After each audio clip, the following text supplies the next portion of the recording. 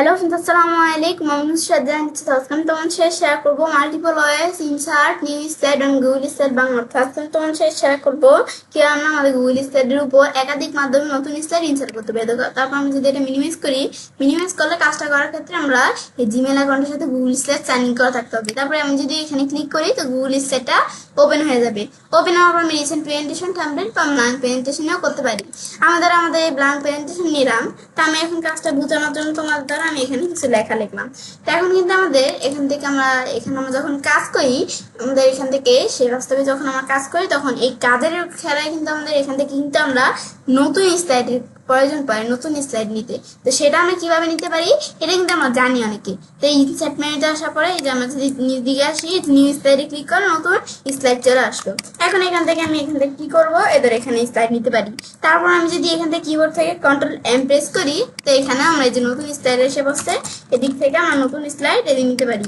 ব্যাস, এভাবে আমরা ছাড়াও আমি যদি আরেকভাবে নিতে চাই কিভাবে, এই যে আমাদের এই যে এখানে ক্লিক করি, এই যে নিউ স্লাইড, এই যে আমরা যদি কন্ট্রোল এম, তো এখানে ক্লিক করলে কিন্তু নতুন স্লাইড চলে আসলো। ওটা এখান থেকে এদের এখানে আমরা লিখতে পারি। বা আমরা এখান থেকে আমরা যদি এই যে এখান থেকে আমরা এভাবে আমার ছাড়া আমি যদি কোনো স্লাইডে কাজ করে মাউসের ডান বাটনে ক্লিক করে আমরা নিজেকে আসি, আমি দেখি অপশন আছে কিনা, এই যে নিউ স্লাইড। তো আমি যদি এখানে ক্লিক করি তো এখান থেকে আমরা কিন্তু নতুন স্লাইড আমরা আনতে পারি। আবার আমি এখান থেকে এভাবে নতুন স্লাইড আনার পর ডিলিট করতে চাইলে আমি যদি সিলেক্ট করে ডিলিট দেই, এদের ডিলিট হয়ে গেল, ডিলিট দেই ডিলিট দেই ডিলিট হয়ে গেল। বা আমাদের এখান থেকে একই ফরম্যাটে কিন্তু আমাদের স্লাইড আনা সম্ভব হয় না। তো সেই ক্ষেত্রে আমরা কি করতে পারি, তো আমরা যদি এই যে স্লাইড এখানে লেআউটে আসি তো এখান থেকে আমরা নিজেদের মতো একটা লেআউট আকারে আমাদের স্লাইড আনতে পারি। তো আমি যদি এখান থেকে আমরা কোন লেআউটটা দিব স্লাইডের মধ্যে, আমি ধর এরকম লেআউট দিলাম, তো এরকম লেআউটে কিন্তু একটা স্লাইড চলে আসলো।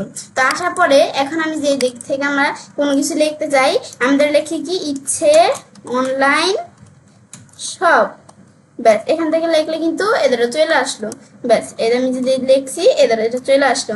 ব্যাস এভাবে কিন্তু এখন চাইলে আমরা এখান থেকে এই স্লাইডের মধ্যে আমরা এদের কাজ করতে পারি। এদের এখন আমরা কি করব, এগুলো আমি চাইলে করতে পারি নিজেদের মতো। ব্যাস এটা আমি দেখলাম এই বিষয়টা কি কাজ করে।